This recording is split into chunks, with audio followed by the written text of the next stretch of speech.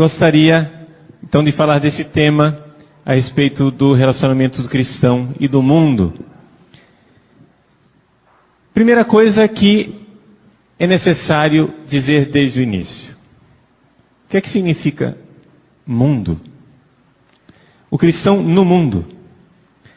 A palavra mundo pode significar muitas coisas.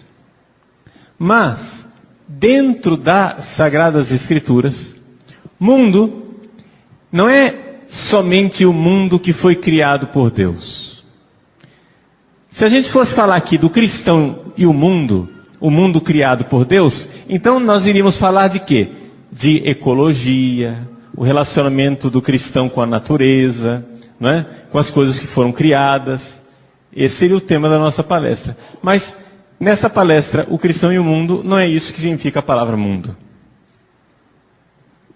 Mundo pode significar também uma outra coisa. Aquela parte do mundo criado pelo homem, inventado pelo homem, que não acolheu a Deus. Ou seja, o mundo no sentido negativo, como ele é falado por São João, como São João coloca esse conceito de mundo, não é? Jesus, na última ceia, em João 17, diz assim: eles não são deste mundo, mas eles estão no mundo.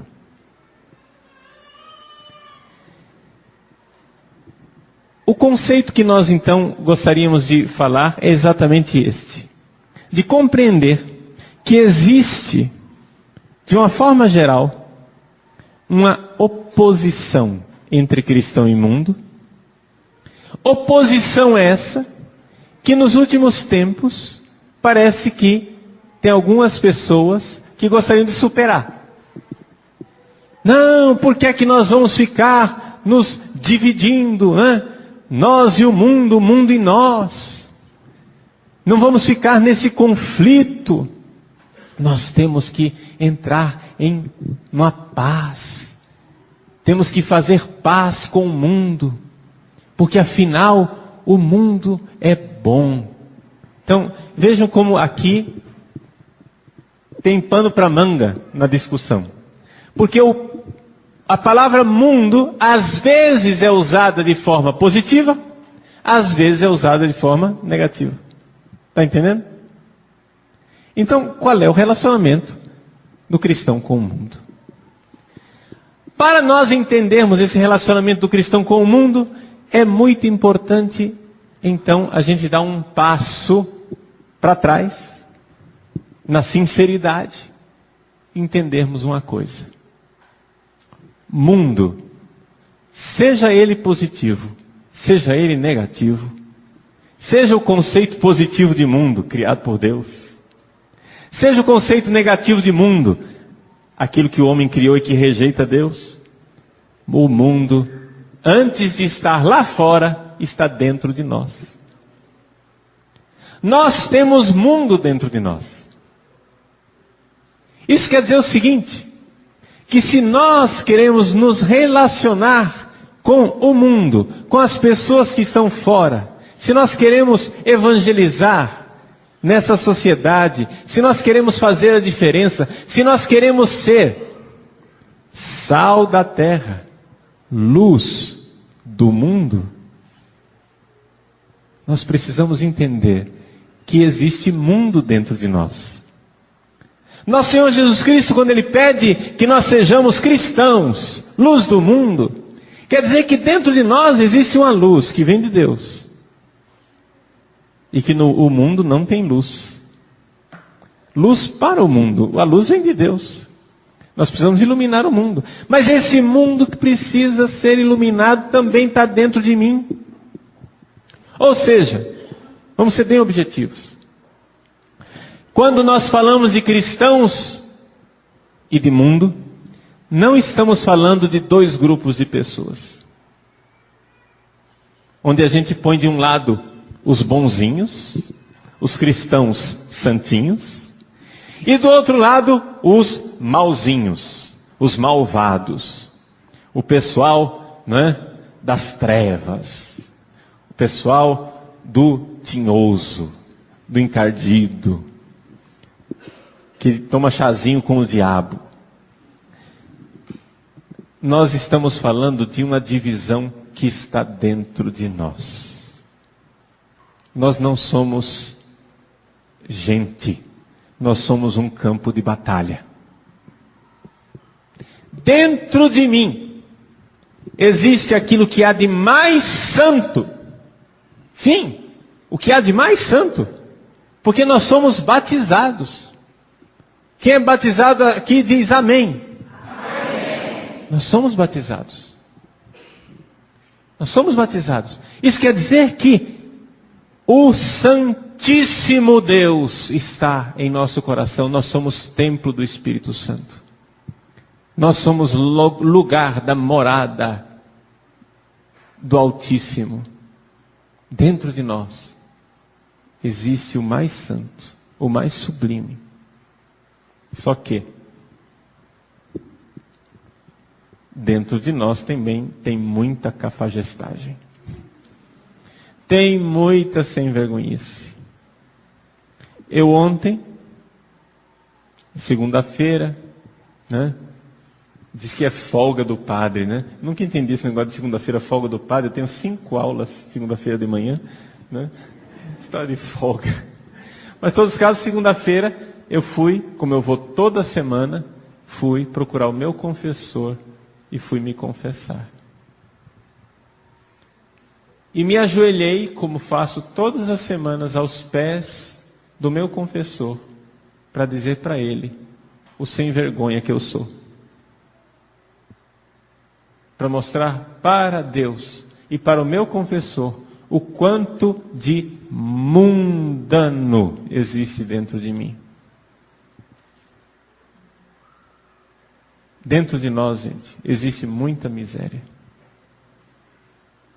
Dentro de nós existem as piores coisas. E você entenda que nós não somos gente, nós somos um campo de batalha. Então, quando nós falamos do cristão no mundo, nós temos que falar também do mundo no cristão. Está entendendo o problema? Porque não está somente o cristão no mundo, tem também mundo dentro do cristão. Porque se você não é a Virgem Maria, que não me consta que alguma das senhoras seja, e se você não é nosso Senhor Jesus Cristo, o Pantocrator, o que não me consta que ninguém dos senhores seja, ninguém aqui é imaculado. Imaculados são eles dois. Nós não somos imaculados. Nós temos o pecado original, portanto temos miséria dentro de nós. Existe mundo dentro de nós. Então significa, meus queridos irmãos, que existe batalha dentro de nós e fora de nós. Agora o que acontece? O que acontece é o seguinte, que o inimigo, e aqui o inimigo você pode pôr inimigo com I maiúsculo, e aí nós estamos falando de Satanás e dos seus anjos, os demônios. Ou o inimigo com I minúsculo, e aí são tantos inimigos do cristianismo, tantas instituições que trabalham contra o cristianismo, tanta cultura que trabalha contra o cristianismo, tantas pessoas que trabalham contra o cristianismo. O inimigo conseguiu, nas últimas 4 décadas, colocar no coração dos cristãos uma ideia miserável. Que é isso que eu quero denunciar hoje, nesta noite. Chama-se pacifismo. A paz, custe o que custar.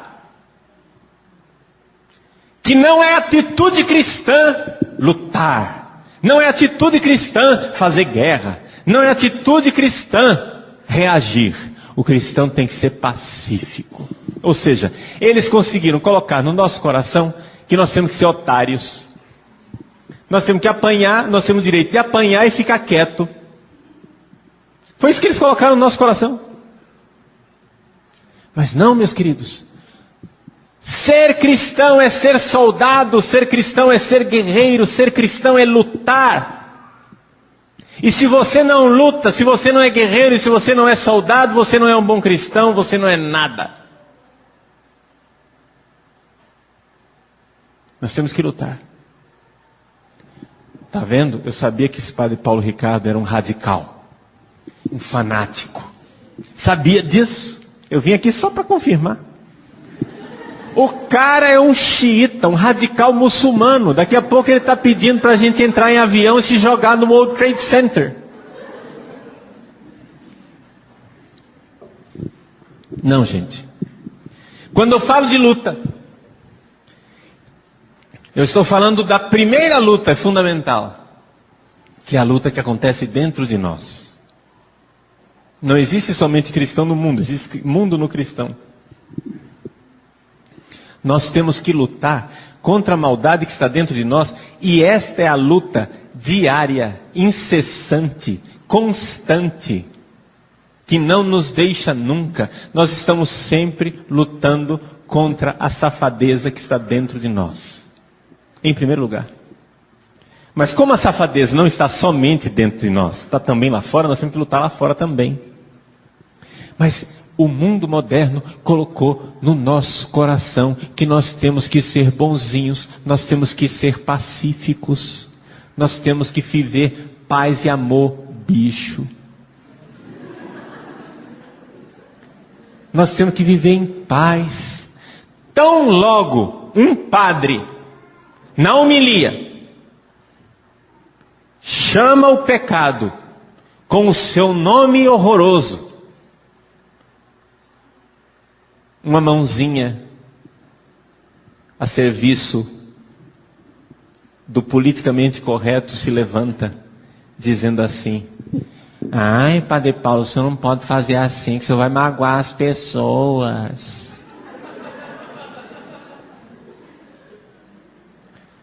O senhor não pode magoar as pessoas, o senhor está sendo politicamente incorreto. Meus irmãos, pensais que eu vim trazer a paz ao mundo? Eu não vim trazer a paz, eu vim trazer a espada. A grande diferença entre nós e os radicais religiosos é que os radicais, fanáticos religiosos fazem uma guerra com o mundo lá fora. Nós fazemos uma guerra, antes de tudo, dentro de nós. E queremos ajudar os nossos irmãos a entrarem nessa luta também. E é por isso que nós fazemos guerra no mundo também. Mas para convidar as pessoas a entrarem nesta luta interna, nesta luta de fazermos algo. Mas o que é necessário? O que é que nós precisamos fazer então para lutar? Bom, primeira coisa, gente, nós temos que entender que o cristianismo é a religião do amor. Mas não existe verdadeiro amor pelo bem, por Deus, pelas coisas verdadeiras e belas, boas e bonitas. Não existe verdadeiro amor por Deus e pelo bem, se não houver um decidido e radical ódio pelo mal. Nós precisamos odiar o mal, porque senão não temos verdadeiro amor.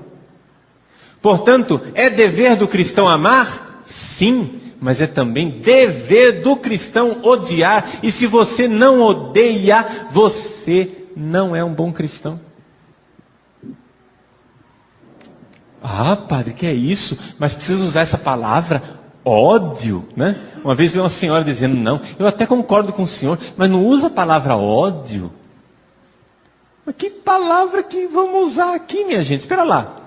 Você imagine uma mãe. A mãe tem um filho que é drogado. Ela ama o seu filho apaixonadamente, verdadeiramente, mais do que apaixonadamente. Ela ama cristamente, ela ama com o coração de Deus esse filho. Dá para pensar uma mãe que ama o filho? Deu para pensar? Muito bem. E o filho é drogado. Esta mãe que ama esse filho, ama também as drogas? Não. Se ela ama o filho, ela odeia as drogas que estão destruindo o filho dela. Isso é evidente. Aliás, se esta linda mamãe chegasse e dissesse assim para o seu filho, imagine a mamãe, the politically correct mother, a mãe politicamente correta.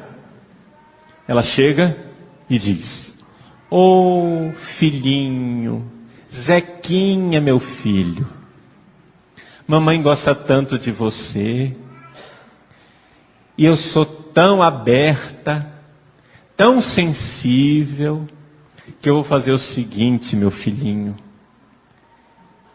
Eu respeito que você consuma drogas, porque eu sou aberta.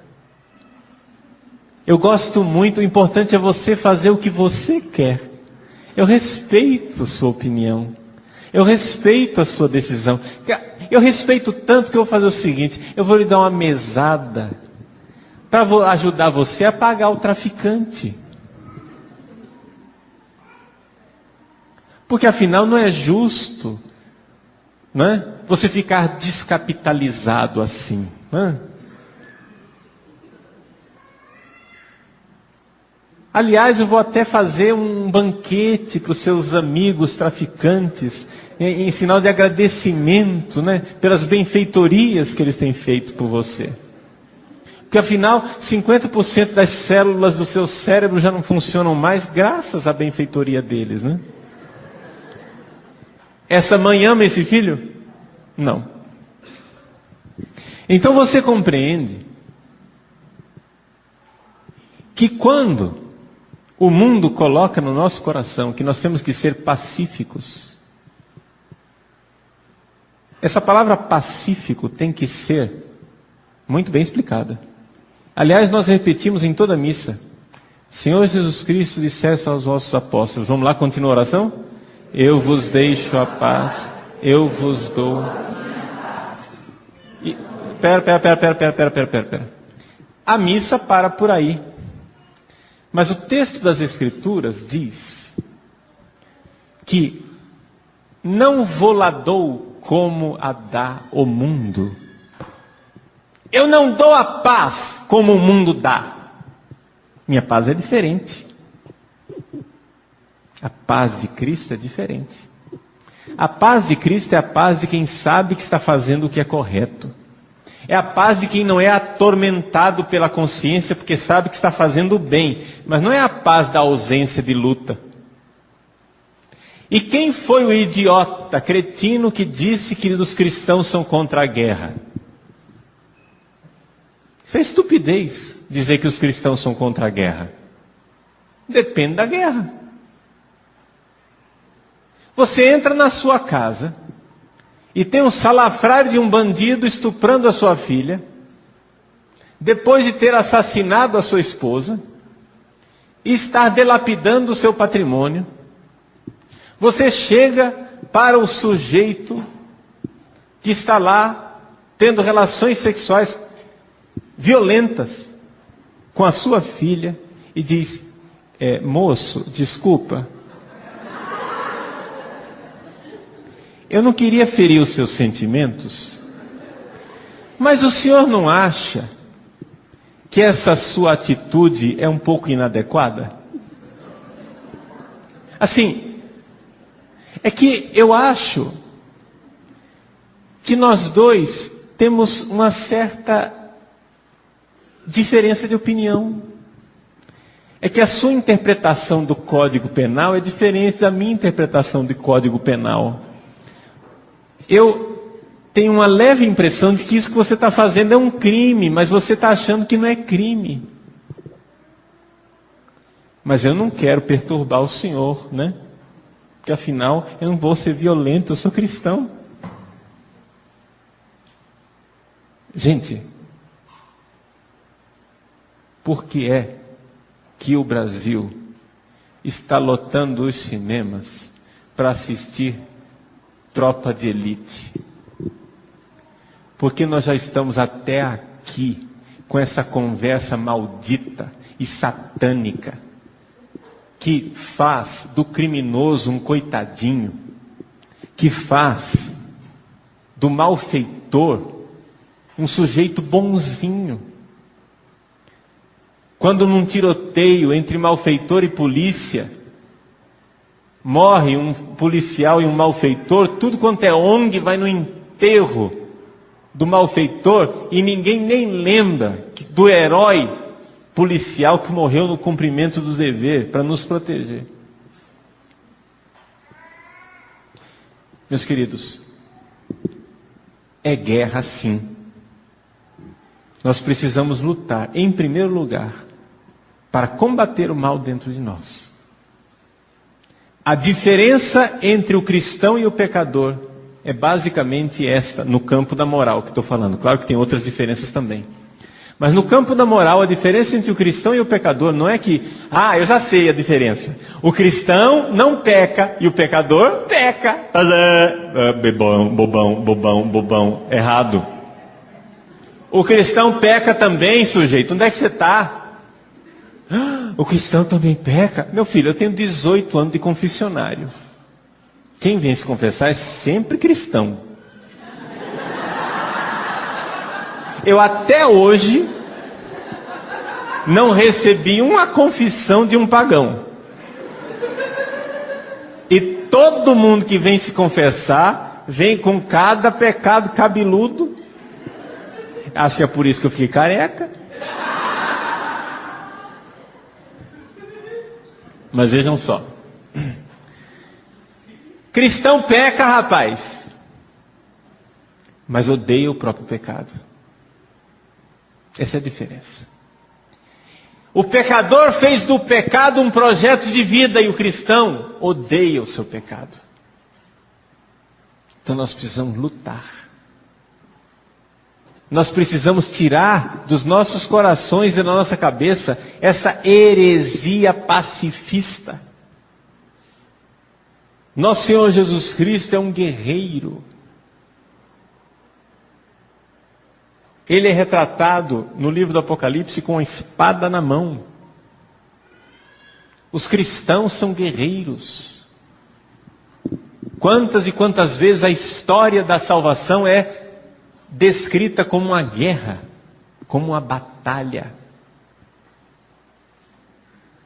E de uns 40 anos para cá, essa mentira satânica entrou no coração dos cristãos de que nós não temos que lutar. Nós temos que ser bonzinhos e pacifistas. Você não vê que o pai de família que não reage diante da sua filha e da sua mulher que são violentadas é um egoísta? Está entendendo? Mas eu sou pela paz. Eu também sou pela paz. Só que o mal existe no mundo. O mal existe. O pessoal veio há uns anos atrás, quando teve aquele plebiscito sobre o desarmamento, vieram com a conversa fiada de que nós cristãos temos que ser pelo desarmamento. Que nós cristãos, nós somos pela paz. Meu irmão, você sabe qual era a pergunta do plebiscito? A pergunta do plebiscito era a seguinte: nas mãos de quem estarão as armas que irão nos defender? Essa é a pergunta. Que vai ter arma, vai ter. A campanha do desarmamento, você, como cristão, você pode ter a opinião que você quiser. Você pode ser a favor do desarmamento, você pode ser contra o desarmamento. Não estou, entende? Você é livre. Expresse a sua cidadania e vote. O que é que você acha que é mais prático? O que é melhor? Que as armas estejam todas na mão da polícia e do exército somente, e o cidadão não tem armas em casa? Aí você vai apresentar os seus argumentos. Ou as armas estejam também nas mãos dos cidadãos, além da polícia e do exército? Essa é a pergunta. Mas que são necessárias armas para nos defender da maldade, são necessárias. Mas padre, Mas, meu filho, em que mundo que você está?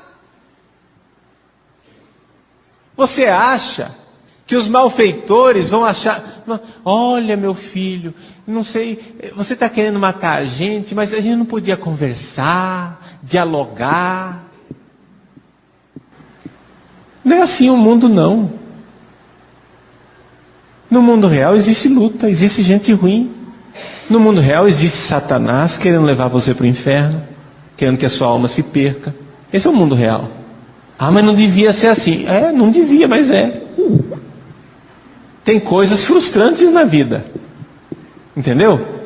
Tem coisas na nossa vida que são frustrantes. Satanás existe. Os divórcios acontecem.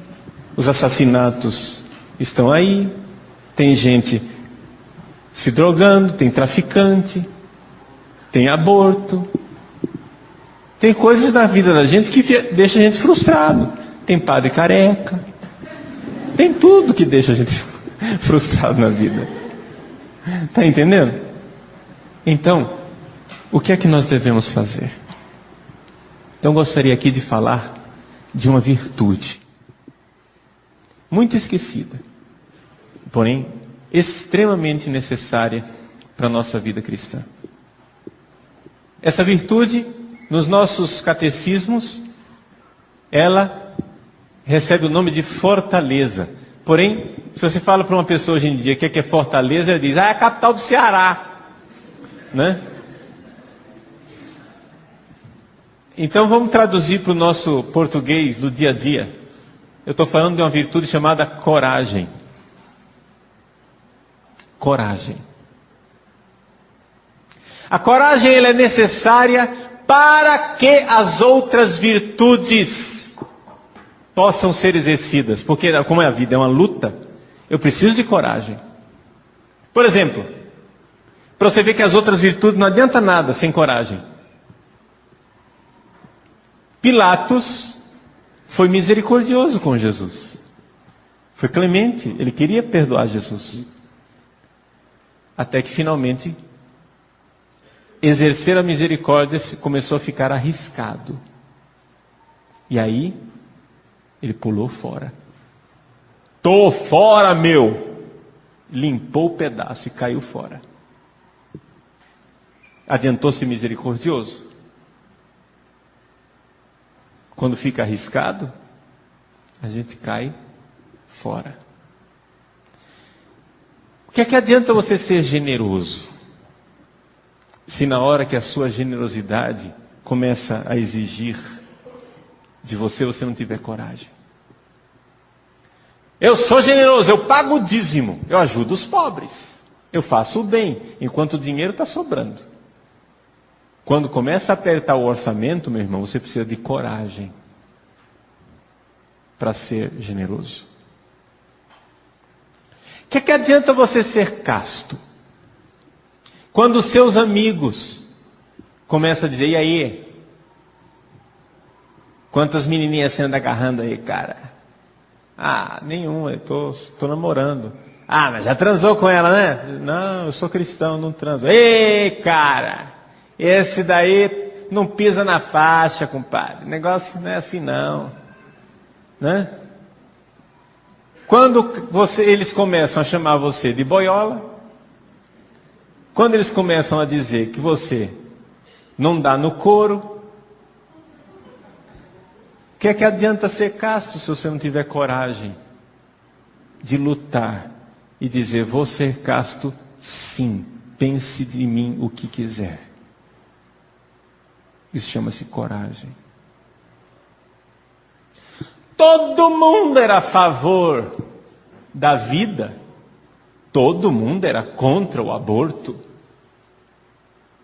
Até que finalmente, o voto a favor da vida e contra o aborto significou romper alianças partidárias.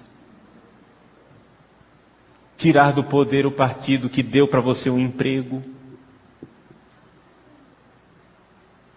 Arriscar que a economia talvez não ficasse a mesma. Tudo quanto é padre e bispo deste país, sem dúvida nenhuma, é contra o aborto, é a favor da vida. Mas quantos estão dispostos a pagar com suas carreiras, seus nomes e suas vidas para defender as crianças? Só que acontece o seguinte: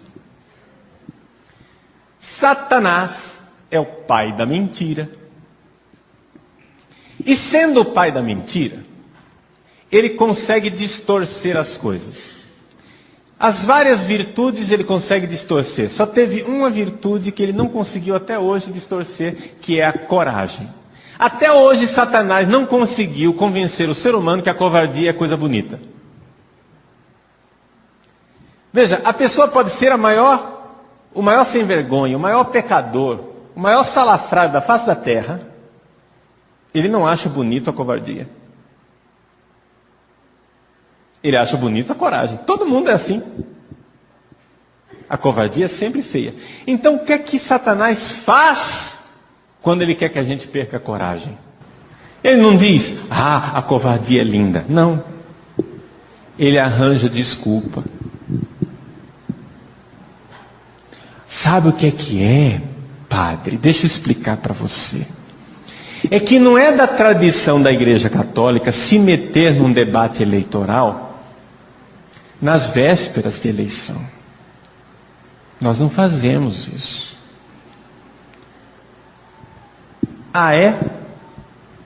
Seu bispo, deixa eu uma conversinha aqui com o senhor. Me diz uma coisa. Se tivesse um partido que tivesse assinado um compromisso internacional na ONU de que dentro em breve iria legalizar o assassinato de bispos.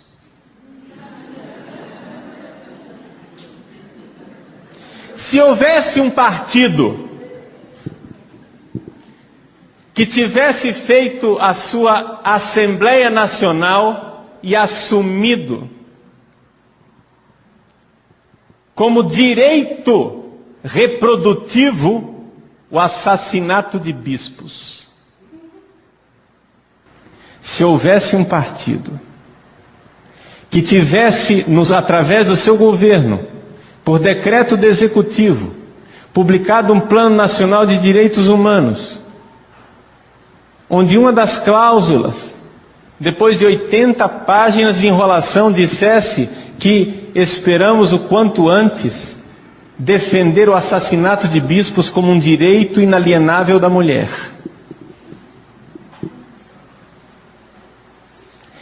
Senhor bispo, o senhor acha que seria inadequado a Igreja Católica inteira se levantar para tirar esse partido do poder? Como absurdo? Como o fim da picada? Por quê? Porque as crianças que ainda não nasceram não gritam. Mas como o bispo grita, então ninguém jamais proporia isso. Então é necessário ter coragem. Não adianta você ser a favor da vida se você não está disposto a perdê-la para defender a vida de pessoas mais frágeis do que você. A coragem de ser cristão. Vejam, estou dando um exemplo.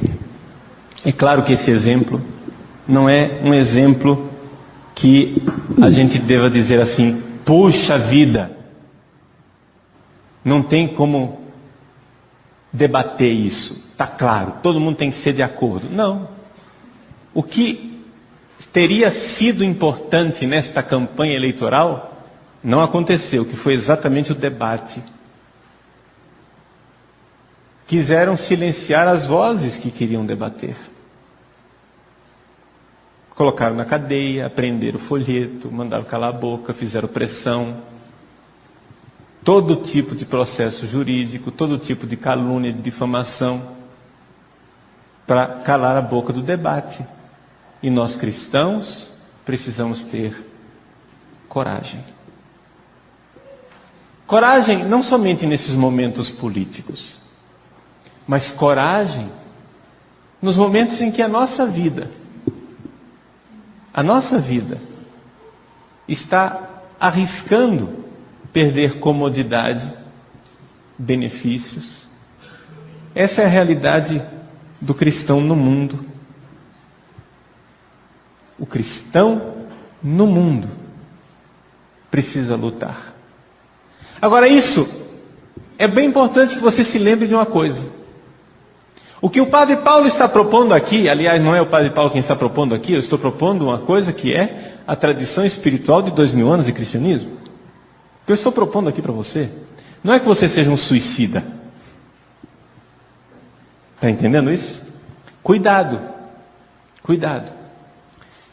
Nesses dias em que eu estava sofrendo muitas pressões de todos os lados por causa de alguns pronunciamentos meus, eu sempre me ajoelhava na frente do sacrário e dizia para Nosso Senhor: Jesus, o Senhor se lembre que eu não sou o tipo de pessoa, eu não sou o tipo de material com o qual se fazem os mártires.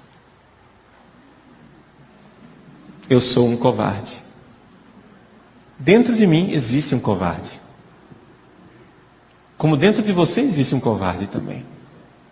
Mas nós temos que pedir a Deus que nos dê o dom da fortaleza. Lembram que a fortaleza não é só uma virtude, é um dom do Espírito Santo? Nós temos que pedir o dom da fortaleza. O dom da fortaleza, antes de tudo, para combater dentro de nós. E é isso que está nos faltando. Vejam, eu não estou aqui propondo para vocês que nós saiamos às ruas com armas nas mãos, né? Mostrando punhais, espadas, pistolas para as pessoas. Nada disso. Nada disso. O convite que eu faço é o convite de nós travarmos uma luta que acontece no dia a dia dentro de nós. Essa é a luta maior. O exemplo máximo de coragem que existe na face da terra é o mártir. Mas o martírio é um dom de Deus. Não adianta você querer ser mártir. A história do cristianismo tem inúmeros mártires, mas tem também algumas pessoas que quiseram ser mártir, né? Foram lá, se ofereceram para os romanos para serem martirizadas. Chegou na hora H, amarelaram. Entendeu? Amarelaram. Deram para trás. Não deu certo. Por quê? Porque foi uma presunção. Foi uma arrogância. Entende? Uma arrogância humana. Nós não podemos ser arrogantes. Nós temos que nos colocar diante de Deus e dizer: Senhor, tende piedade deste verme covarde que eu sou. Dentro de mim existe um covarde. Senhor, tende piedade desse covarde que está dentro de mim. Dai-me sabedoria, prudência, para saber lutar. Antes de ficar esbravejando, gritando, espizinhando e condenando as pessoas que estão lá fora, seja muito sério na luta dentro de você. Porque não é somente uma luta do cristão no mundo, é uma luta do mundo dentro do cristão. Nesses dias agora em que nós falávamos de distribuição de folhetos, na campanha contra o aborto, etc, etc, eu recebi comunicado de algumas pessoas que estavam sofrendo represálias porque estavam distribuindo folhetos. E desesperadas diziam: Padre Paulo, o que é que eu faço? Padre Paulo, e agora? É que antes de ir à luta lá fora, ele precisava ter resolvido um pouquinho a luta aqui dentro. Entendeu? A luta de saber que vai ter consequência. Existe uma consequência de ser cristão nesse mundo. Nós estamos no mundo, meus queridos, minhas queridas, nós estamos num mundo que pretende sistematicamente acabar com o cristianismo. Não é uma coisa assim, casual. Às vezes essas coisas são apresentadas para nós assim. As pessoas pensam, né? Que pena que o mundo está deixando de ser cristão. As pessoas falam isso daí como se fosse uma abóbora amadurecendo, entendeu? Como se fosse uma banana que estava verde, aí você vai olhando a banana, de repente ela fica madura. Não é sinal dos tempos, né? Automaticamente a banana verde vai ficando madura. Às vezes ela fica madura mais rápido se você abafar a banana, ou ela fica madura menos rápido se você não fizer, né, o abafa banana, se você colocar na geladeira.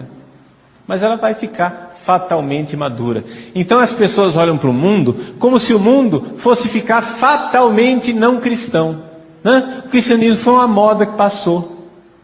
Teve uma época que era cristão, agora não é mais. Vocês sabem como é o negócio, né? As pessoas dizem isso.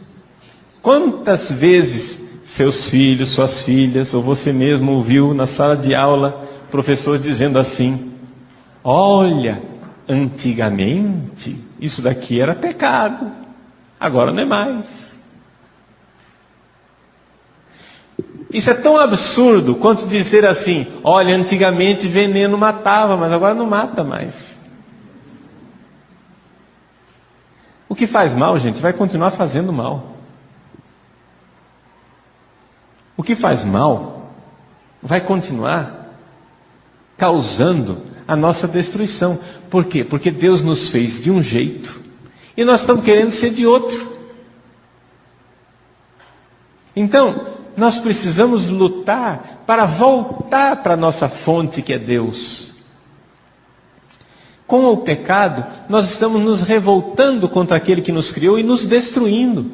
É como o drogado. O drogado, ele está se destruindo. Não existe esse negócio, antigamente droga era pecado. Não adianta os caras lá em Brasília legalizarem a droga vai continuar matando. Está entendendo? Ela vai continuar matando. Por quê? Porque Deus não nos fez para tomar droga, para consumir droga. Então é necessário nós compreendermos que todo pecado destrói o ser humano e nós precisamos lutar contra esse pecado, porque todo pecado é como uma droga, é uma falsa promessa de felicidade. O mundo nos seduz com suas mentiras. E o cristão, o que é que ele precisa fazer? O cristão é alguém que é vigilante. Jesus disse isso aos apóstolos, e a primeira carta de São Pedro repete isso a carta inteira de forma extraordinária. Vigiai. Vigiar quer dizer o quê? Vocês imaginem uma cidade inteira dormindo. Lá pelas 3, 4 da manhã, tem muito pouca gente acordada. Você pode até deitar na rua assim que não passa carro. É um horário que quem vai dormir tarde já foi dormir. E quem acorda cedo ainda não acordou. Lá pelas 3, 4 da manhã é aquele períodozinho crítico que quem dorme tarde já foi dormir e quem acorda cedo ainda não acordou. O cristão é chamado a estar acordado neste horário. Quando o mundo inteiro dorme, o cristão deve ficar acordado. É uma metáfora, é uma comparação para dizer o quê? Que o mundo dorme e sonha com a felicidade aqui. O mundo dorme e sonha através do canto de sereia enganoso do demônio. O cristão, ele tem que ficar acordado. Ele não pode cair nesse sono, mas para isso ele precisa lutar. Essa luta chama-se fé. Tem gente que acha que a fé é assim, né? Você vai nas universidades, os professores universitários, eles geralmente pensam assim: olha, a visão científica nua e crua é essa daqui. Pá, pá, pá, pá. e expõe a visão científica. Agora, existe uma visão simplista. Se você quer, digamos assim, viver no mundo e sofrer menos, etc. e tal, tem uma ilusãozinha, tem uma droga que você toma, chama-se fé. Se você tiver fé, aí você vive num mundo do faz de conta, onde os anjos existem, onde você vai ressuscitar, onde a morte não é a última palavra, onde existe sempre um Pai bondoso no céu e não um mundo cruel que nos devora. Mas vejam, o realismo é esse. Nós cristãos sabemos que é exatamente o contrário. Exatamente o contrário. Se você quer estar acordado, se você está com os pés cravados no chão da realidade, você tem fé. E se você não tem fé, você vive num mundo irreal. Meus senhores, minhas senhoras, nós precisamos levar até as últimas consequências essa verdade. Por exemplo, nós estamos aqui. Se vocês dão uma olhada ao redor, vocês veem as pessoas que estão aqui, nessa sala, nesse encontro. Mas não existe somente nós aqui. Os nossos santos anjos da guarda estão aqui também. Estão conosco milhares de anjos de Deus. Mas está conosco também os demônios. Estão conosco os demônios. Está conosco a presença de nosso Senhor Jesus Cristo e da Virgem Maria. Está conosco a Santíssima Trindade. Essa é a realidade. Se você não tem fé, você vive num mundo que é só um pedaço de mundo. Você vive no mundo do visível. Mas é exatamente o que é visível que vai passar.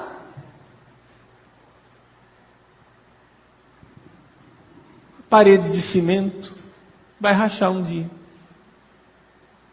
A madeira do tablado vai apodrecer. O seu corpo, um dia, vai virar papa de minhoca no túmulo. Tudo que é visível vai passar. Mas nós cristãos tomamos a firme resolução de que o que é invisível é o que importa. O que é invisível é aquilo que não passa. Porque nos foi revelado por Deus. Nós temos os nossos santos anjos. Nós temos a presença de Jesus no Santíssimo Sacramento da Eucaristia. Nós temos a presença de Cristo no sacerdote. Nós temos a presença do Espírito Santo em todo o coração batizado. São realidades invisíveis que nós não vemos. Se você tem fé, você vê o mundo real. Se você não tem fé, você vive num mundo que é só um pedaço de mundo. Hoje de manhã, um seminarista foi me levar ao aeroporto. E o seminarista, me levando ao aeroporto, ele disse: padre, eu fiquei muito escandalizado e decepcionado nesses dias, porque algumas pessoas me contaram uma série de pecados que estão acontecendo, e aí ele começou a falar desses pecados terríveis. Aí eu cheguei e disse: meu filho, isto que está fazendo barulho no seu coração, o pecado, a maldade, as coisas ruins que estão ferindo você e fazendo barulho no seu coração, são só uma pequena parte da realidade e do mundo. A parte mais importante você não está ouvindo. A parte mais importante é silenciosa. Porque o bem não faz barulho. A presença de Deus, dos santos, dos anjos, as graças que todos os dias Deus derrama sobre nós. O pecado faz alarde e escândalo. A bondade é silenciosa. Uma árvore que cai faz mais barulho do que uma floresta que cresce. O mal, na verdade, é uma sombrazinha ridícula que passará. Nós temos um Deus forte e poderoso. E nós sabemos que a vitória é certa. Nós estamos neste mundo vivendo uma batalha Mas esta batalha já está definida. Já está definida. Deus vencerá. O que não está definido é de que lado eu vou estar. Do lado derrotado, do mal, ou do lado vitorioso de Deus. Para que isto se defina, eu tenho que, antes disso, corajosamente, começar a lutar dentro de mim. Lutar contra o covarde que está dentro de mim. Lutar contra o prostituto que está dentro de mim. Lutar contra o homem desesperado que está dentro de mim. Porque a gente perde a esperança quando a gente começa a ouvir coisas más, coisas ruins, más notícias. A gente perde a esperança. Lutar contra esse desespero e colocar a firme confiança em nosso Senhor. Sabendo que se Deus não entregou Jesus à morte, não o abandonou à morte, mas o resgatou e o salvou. Se Deus não abandonou o seu Filho Jesus, não nos abandonará também. Essa é a fé. Essa é a esperança. A gente abre os olhos e vê a realidade da cruz que nos cerca. A dor, a batalha, a angústia, as más notícias que fazem um barulho, que alardeiam o mal. Mas nós fechamos os olhos e cremos no invisível. Cremos na vitória. Cremos que Ele é mais forte do que tudo. Cremos que Ele tem preparado para nós, no céu, uma felicidade sem mancha, sem ruga. Que um dia nós chegaremos lá e Ele vai chegar, olhar para nós, enxugar as nossas lágrimas e dizer: agora chega. Agora basta. Não precisa mais sofrer. Agora entra servo fiel. Entra serva fiel para o descanso que foi preparado para você. No céu. Enquanto isto, nesta vida, é luta. É luta sempre. É luta todos os dias. É luta a cada minuto. É claro que Deus de vez em quando nos dá uma trégua e uma paz, uma consolação. Mas a nossa condição aqui nesse mundo é basicamente de luta. Então, vamos tirar de nossas cabeças essa ideia ridícula de que nós temos que nos esforçar para construir um mundo em paz. Não vai acontecer. O único pensamento que dá certo na nossa vida é o seguinte, com relação a essa questão da luta. Nós somos soldados. Um soldado, quando entra numa guerra, é para levar tiro. Então, se você quer ser um bom soldado, não pense em voltar para casa. Se você é um bom soldado, pense que você é um homem morto. Uma mulher morta. E que você não vai voltar para casa.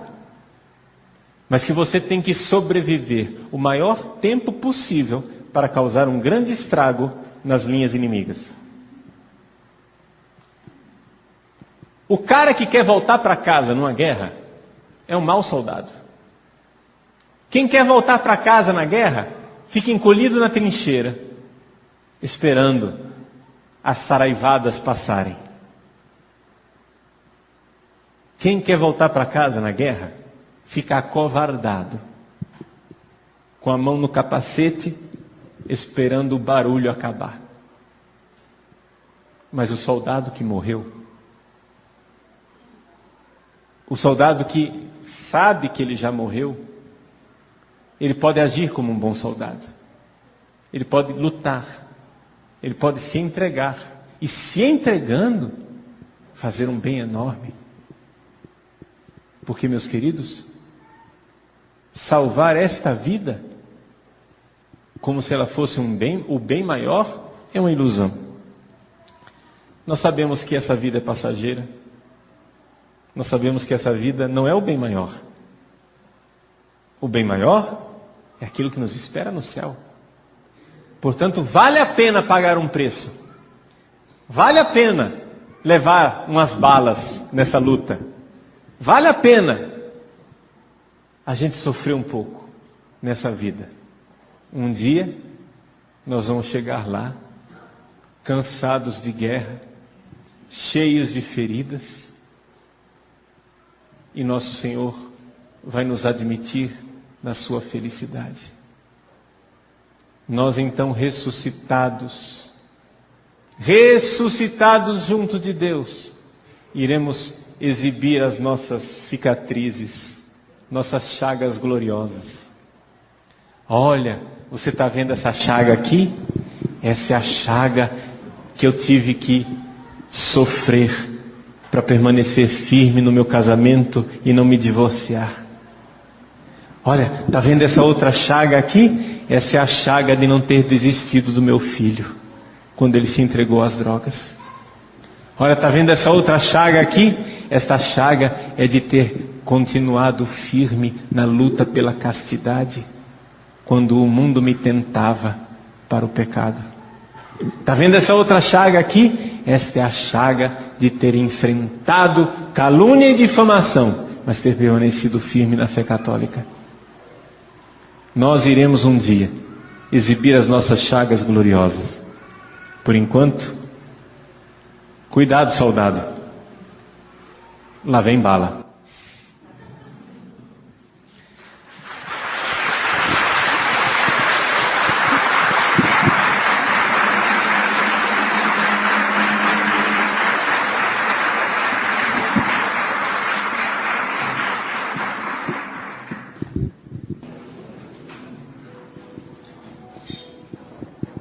Ave Maria, cheia de graça.